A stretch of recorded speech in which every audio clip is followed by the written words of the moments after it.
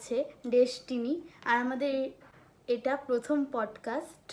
আর destiny আজকে আমাদের একটি হরার এক্সপিরিয়েন্স শোনাবে। এই ঘটনাটি হলো 2020 সালে 10ই ডিসেম্বর। আমার সেদিনকে জন্মদিন ছিল। আর আমার তখন বয়স ছিল 5-6 বছর। সেই দিন রাত্রে আমি, আমার মা, আমার দাদা ওপরে দোতলায় শুয়েছিলাম। তারপরে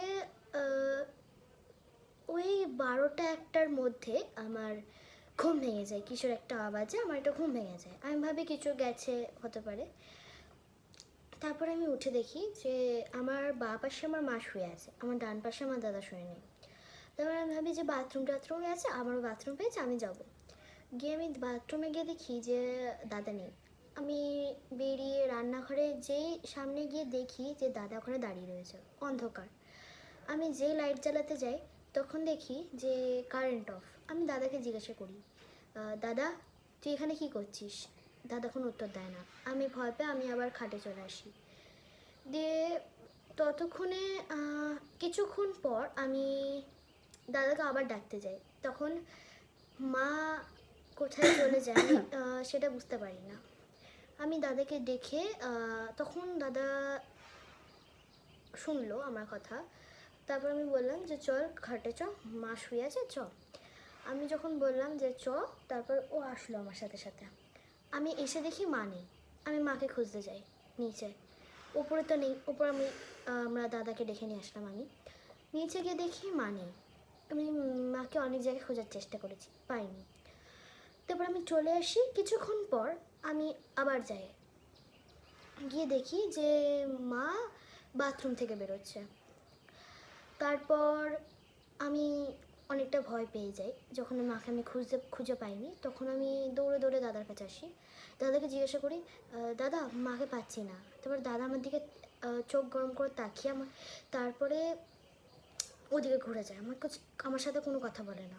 তারপর আমি নিচে যাই, গিয়ে দেখি ঠাকুর নেই। আমার ঠাকুর নিচে শুয়েছিল, ঠাকুর নেই। তারপরে আমি দুজনাকে খুঁজতে বেরোই। তখন দেখছি ওপরে এসে দেখি মা শুয়ে। আমি মাকে জিজ্ঞাসা করলাম, তুমি কোথায় গেছিলে? মা কোনো উত্তর দেয় না। আমি নিচে গিয়ে দেখি ঠাকুর বাথরুম থেকে বেরোচ্ছে। ঠাকুরকে বলেছিলাম, তুমি কোথায় গেছিলে? ঠাকুর বললো, কোনো উত্তর দিল না। আমি ওপরে এসে চুপচাপ শুয়ে পড়ি। তারপরে কিছুক্ষণ, মানে তখন 3টে বাজে, তখন আমি উঠে, আমার খুব জোর ঘুমটা আর আসে না। আমি উঠে চলে যাই নিচে। আমার একটা দিদি ছিল, তার নাম ছিল দেবিকা। আমি তার কাছে যাই, গিয়ে তার পাশে শুয়ে পড়ি।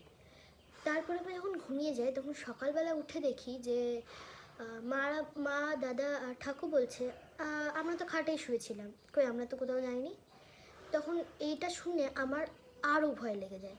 তখন আমি বললাম যে তোমরা তো, ঠাকুর বললো বাথরুমে গেছি, আর মা আমাকে কিছু বলেনি, আর দাদা আমাকে কিছু বলেনি কোথায় গেছে।